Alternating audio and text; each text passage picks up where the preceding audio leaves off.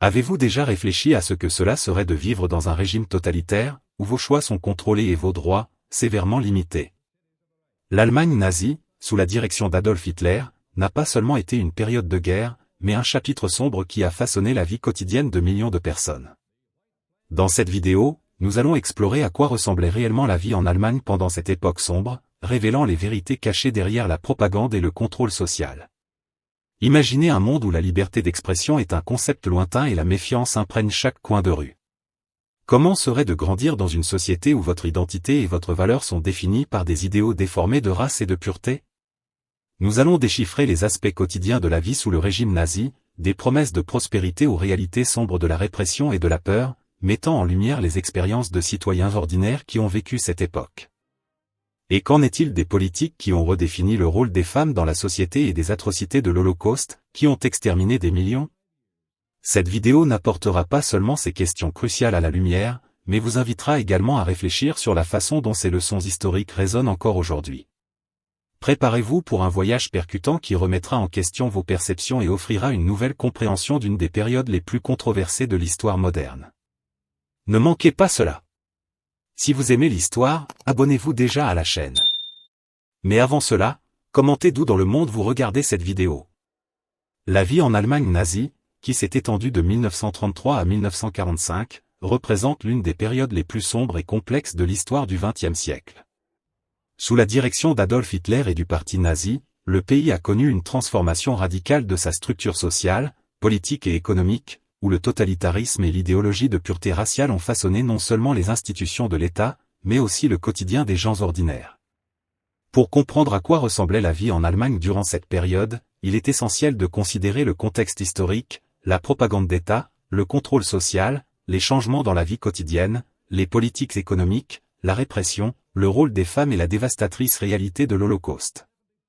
Le tableau de l'Allemagne dans les années 1920 était marqué par une intense instabilité. La Première Guerre mondiale avait laissé le pays en ruine, tant sur le plan économique que social. Le traité de Versailles, signé en 1919, imposait de sévères restrictions, y compris des réparations de guerre lourdes, qui ont engendré un sentiment d'humiliation et de ressentiment au sein de la population. Les conséquences économiques de la guerre, incluant l'hyperinflation et le chômage massif, ont créé un environnement propice à l'ascension d'idéologies extrémistes, y compris le nazisme. En 1933, lorsqu'Hitler fut nommé chancelier, il a rapidement consolidé son pouvoir. Utilisant la crise économique comme une opportunité, le régime a mis en œuvre une série de mesures visant à restaurer la dignité nationale et l'ordre social. La propagande nazie a été fondamentale pour créer un mythe autour de la figure de Hitler, le présentant comme le sauveur de la nation, celui qui apporterait prospérité et sécurité. La propagande était un outil vital dans l'Allemagne nazie. Le régime a utilisé tous les moyens de communication disponibles, radio, cinéma, journaux et affiches pour promouvoir ses idéaux. La figure du Führer était exaltée, et l'image d'un peuple arien fort et uni était constamment diffusée. La propagande a également diabolisé les groupes considérés comme ennemis de l'État, en particulier les Juifs, les présentant comme la racine de tous les maux. Les enfants étaient des cibles spéciales de cette propagande. Le régime a mis en place une éducation rigoureuse incluant un endoctrinement idéologique dès le plus jeune âge. La jeunesse hitlérienne est devenue l'une des principales institutions pour façonner la mentalité des nouvelles générations. Les jeunes participaient à des activités physiques, à des entraînements paramilitaires et à des enseignements sur le national-socialisme, étant préparés à devenir des soldats loyaux du Troisième Reich. La répression était une caractéristique fondamentale du régime nazi. La Gestapo, la police secrète de l'État, surveillait les citoyens, tandis que des camps de concentration étaient établis pour emprisonner les opposants politiques, les homosexuels, les communistes et quiconque était considéré comme une menace pour le régime. La liberté d'expression a été éliminée, et la censure est devenue la norme, entraînant un climat de peur et de paranoïa. Les citoyens ont appris à s'autocensurer, évitant les discussions sur la politique ou le gouvernement, craignant des représailles. De plus, les organisations de masse, comme le NSDAP, Parti national-socialiste des travailleurs allemands, sont devenues une extension de l'État, contrôlant tous les aspects de la vie sociale. Le régime a créé une société où les dénonciations étaient courantes, et les gens étaient encouragés à signaler tout comportement suspect. Cela a contribué à un environnement de méfiance et d'isolement. Malgré la répression et la propagande, de nombreux citoyens ont connu des améliorations de leurs conditions de vie, surtout dans les premières phases du régime. Le gouvernement a mis en œuvre des programmes d'infrastructures qui ont réduit le chômage. La construction de routes, d'usines et d'installations militaires a généré de nouveaux emplois et revitalisé l'économie. La Volkswagen, par exemple, a été créée avec l'intention de fabriquer une « voiture du peuple », symbolisant la promesse d'un avenir prospère. Cependant, cette apparente prospérité avait un coût. Le régime priorisait l'industrie de l'armement, canalisant des ressources vers la préparation militaire au lieu de répondre aux besoins sociaux fondamentaux. Cela a créé un paradoxe, bien que de nombreux citoyens aient trouvé du travail et bénéficié d'une augmentation de leur niveau de vie, la liberté individuelle et la dignité étaient sacrifiées au profit de l'agenda totalitaire. Le régime nazi avait une vision très précise du rôle des femmes dans la société. Les femmes étaient encouragées à devenir des ménagères et des mères, avec l'idéal d'être la base de la famille aryenne. Le slogan Kinder, Küche, Kirche résumait l'essence de cette politique, promouvant l'idée que les femmes devaient consacrer leur vie à la maternité et au foyer. Le gouvernement offrait des incitations financières, comme le prix de la mère de famille, aux femmes ayant de nombreux enfants. Dans le même temps, les femmes étaient exclues de nombreuses professions et étaient découragées de poursuivre des études supérieures. Cela a conduit à une société où l'identité féminine était étroitement liée à la maternité et au rôle traditionnel de gardienne.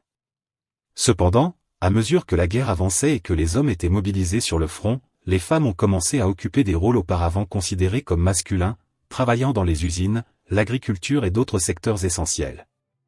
Ce changement a révélé un paradoxe, le régime qui avait initialement limité les opportunités pour les femmes en est venu à dépendre d'elles pour soutenir l'économie de guerre. Un des aspects les plus dévastateurs de la vie en Allemagne nazie fut l'Holocauste. Les politiques antisémites ont commencé peu après l'arrivée d'Adolf Hitler au pouvoir, avec la promulgation des lois de Nuremberg en 1935, qui ont dépouillé les Juifs de leurs droits civiques. Les déportations vers les camps de concentration ont commencé en masse en 1941, et des millions de Juifs ont été exterminés dans un génocide systématique. La propagande nazie a déshumanisé les Juifs, les transformant en boucs émissaires pour tous les problèmes de la société. Des synagogues ont été détruites, des commerces ont été boycottés et des familles ont été séparées. Le régime a utilisé une rhétorique de haine et de peur qui a permis à la population, en grande partie, de fermer les yeux sur la brutalité de l'Holocauste, tandis que de nombreux individus sont devenus complices en ignorant ou en soutenant les actions du gouvernement. Bien que le régime nazi ait mis en œuvre une répression sévère, il y eut de la résistance sous différentes formes. Des groupes clandestins, tels que la Rose Blanche, formés par des étudiants universitaires, et l'Église confessionnelle, qui s'opposaient au contrôle du régime sur la religion, ont tenté de défier le gouvernement. Ces groupes ont pris de grands risques, et beaucoup de leurs membres ont été arrêtés ou exécutés. De plus, il y eut des actions de résistance armée dans certaines régions, avec des partisans luttant contre l'occupation nazie dans les pays d'Europe de l'Est. La résistance était loin d'être un mouvement unifié, mais ces efforts ont démontré qu'il y avait des individus et des groupes prêts à affronter le régime, même dans des circonstances adverses. Pensez-vous qu'en période de crise, la société puisse devenir complice d'un régime oppresseur simplement pour rechercher la sécurité et la stabilité? Laissez votre avis dans les commentaires. La vie en Allemagne nazie a été une expérience multifacette, marquée par des améliorations économiques et sociales dans un contexte de répression totalitaire. Le régime d'Adolf Hitler a façonné non seulement la politique et l'économie, mais aussi les relations sociales et la culture de l'époque. La combinaison d'une propagande efficace, d'un contrôle social et d'un climat de peur a abouti à une société profondément divisée, où la conformité était souvent la seule option. L'héritage de l'Allemagne nazie est un rappel sombre des dangers de l'extrémisme, de l'intolérance et du totalitarisme. Il est crucial que nous continuions à étudier et à comprendre cette période, non seulement pour honorer les victimes de l'Holocauste et de la répression, mais aussi pour garantir que de telles atrocités ne se reproduisent jamais. Il existe de nombreuses histoires sombres et intrigantes sur le passé. Si vous souhaitez en savoir plus, cliquez sur la vidéo qui apparaît sur votre écran. Abonnez-vous à la chaîne pour rester au courant de tout. Merci d'avoir regardé. À bientôt.